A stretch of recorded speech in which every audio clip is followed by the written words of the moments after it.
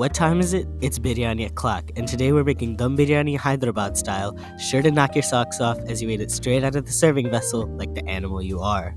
To start, we're going to need 3 to 4 red onions.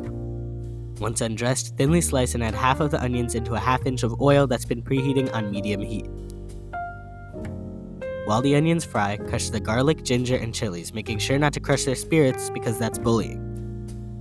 Once crisp and light golden brown, fish the onions out of the oil and set on a paper towel-lined plate to fish the oil out of the onions. Next, let's make the marinade. Vegans look away because I have a half kilogram of chicken thighs, to which I'm going to add a small handful of fried onions and 2 teaspoons each of garam masala, turmeric, chili powder, black pepper, and salt. Mix everything together and let sit on the counter while we prepare everything else. Add the other half of the sliced onions into the same oil we fried in earlier over medium-low heat. After 30 seconds of cooking, add in the ginger garlic chili paste.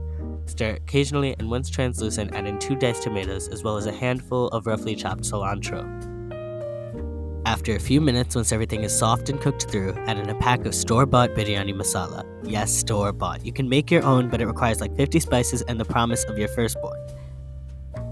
Add in all the chicken pieces in one even layer and cover, cooking until the meat reads 175 degrees Fahrenheit on a thermometer, flipping halfway through.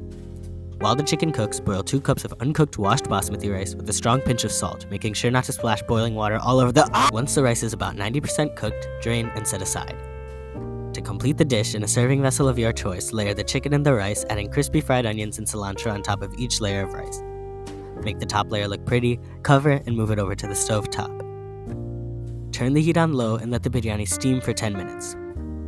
Once that time is up, open the lid, fail to get a good shot of the steam, and put on your eating pants because boy, oh boy, is this a tasty treat. Who wrote this script?